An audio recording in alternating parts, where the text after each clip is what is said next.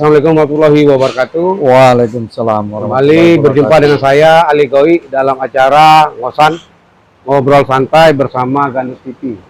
Hari ini kita ngobrol di UPD. Kawan-kawan biasa memang ini menyebutnya bukan UPD tapi Kopi Day.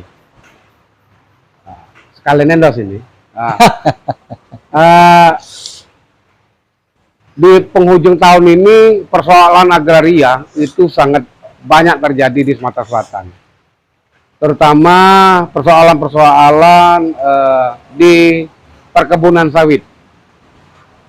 Di perkebunan sawit banyak masyarakat yang dijanjikan untuk ikut menjadi plasma, tapi kenyataan di lapangan nama plasma itu cuma jadi cantelan saja untuk mendapatkan hak guna usaha dalam melaksanakan atau dalam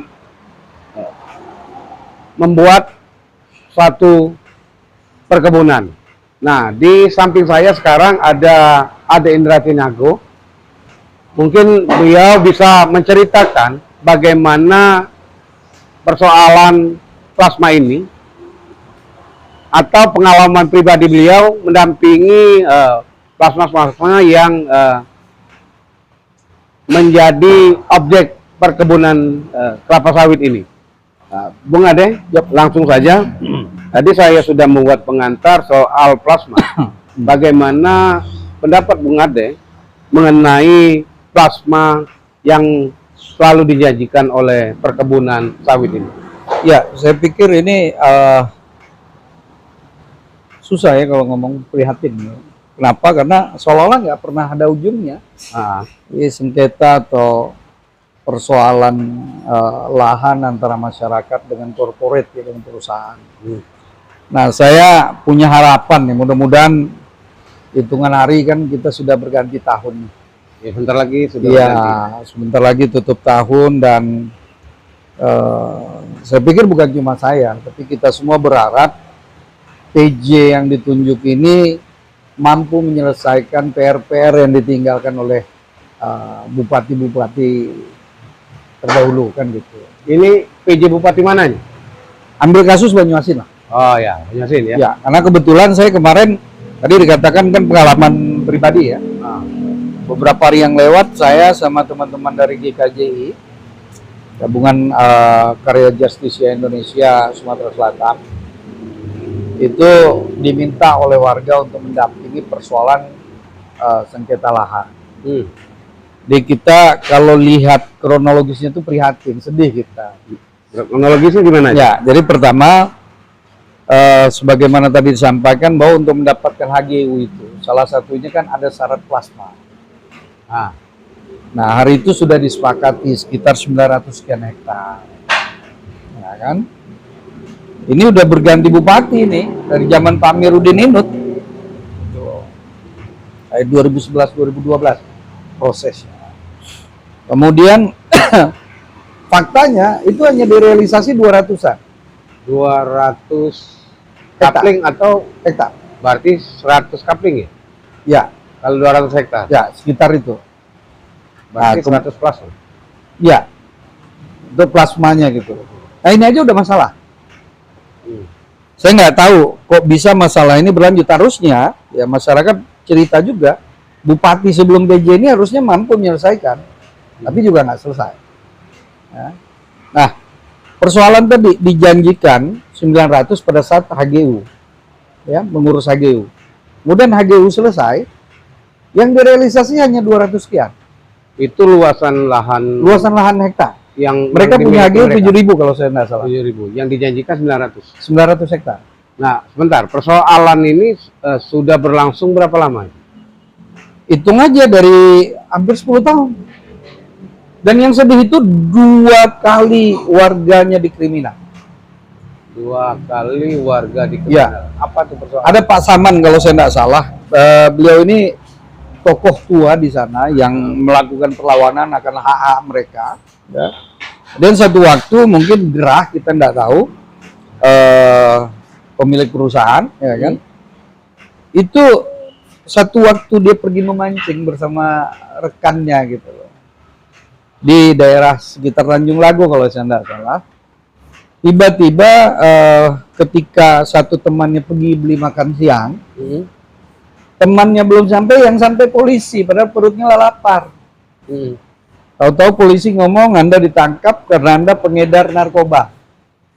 Tahu-tahu dibuka di sepatunya ada inek. Kasus lain, bukan kriminalitas. Nggak ada hubungan nih, ya makanya saya bilang ini kan aneh. Gitu loh. Nah, akhirnya bapak ini dibawa ke kantor polisi, ya, dia tetap tidak mengaku, dan terakhir dicek urinnya negatif. Nah, karena tidak bisa masuk pemakai, kalau pemakai kan harusnya positif. Orang tua, kesian kita bapak ini. 60-an lebih kalau saya tidak salah. Keluar bapak itu. Iya, sudah tua. Akhirnya apa? Dikenakan pasal pengedar. Ada satu lagi di lahan dia. Bentar, pasal pengedar tadi yang ditemukan itu berapa biji? 2 biji kalau saya tidak salah. Itu fenomena. Saya pikir bupati PJ Bupati harus turun ini. Nah, itu satu. Ada satu lagi, dia memindahkan jembatan kayu gitu, dia pindahkan di lahan dia. Dia dikriminal. Itu saya lupa namanya. Lari ke Bangka sekarang pindah. Stres, dia nggak kuat dia. Dia punya lahan tapi kok dia yang dikorbankan gitu loh. Nah, itu baru satu loh. Satu persoalan. Maksud saya di objek yang sama ya. Itu di Upang Jaya. Upang Jaya. Ya. Nah, kemudian persoalan kedua, dibuatkanlah koperasi untuk plasma ini. Nah, Nah, jalan nggak? jalan. Persoalannya bukan jalan atau tidak. Persoalannya anggotanya 600 sekian orang. 680 orang dari desa itu. Sisanya Nggak tahu. nggak jelas. Nggak jelas. Ya, biasanya kan plasma itu lahannya kan milik masyarakat itu. Betul. Nah, tapi kok bisa orang lain yang namanya masuk dalam koperasi? Nah, ini kan kalau bicara ini kan kadesnya kalau nggak salah sebelum kades ini kan sudah juga di penjara. Oh, ada permainan ya? Ya begitulah kurang lebih gitu. Jadi ada beberapa temuan misalnya warga suruh berfoto pegang amplop, jadi BB tapi nggak terima apa-apa. Amplop kosong? Hah? Amplop kosong? Ya, Oh. Nah, ya menarik sebenarnya. modusnya bersama semua saya pikir. Kalau kita mau bercerita soal plasma ini, kita bahas 3 jam atau sampai 6 jam kita podcast ini tidak akan selesai. Betul. Nah, ini baru satu Ini daerah. kan baru satu kasus. Biar enak juga nanti kita ngobrol soal agrarian ini, kita buat seri aja ini. Boleh. Menyikapi itu ada statement ini terakhir, Bu. Ya. Menyikapi persoalan ini, statement untuk apa intinya lebih berpihak kepada masyarakat. Apa, Bung? Ya, harapan saya sederhana nih dari Pak Amiruddin Inut, kemudian Ian, kemudian Askolani. Hari ini berganti PJ. 4 nih. Ya, PJ kan artinya PJ kan baru 3 bulan nih. Ya sudah 4 Nah. bulannya. Ya, Ada masuk 4 orang, masuk bulan keempat, maksudnya sudah 3 bulan kan. Saya sudah lewat evaluasi pertama. Saya berharap banyak dengan PJ.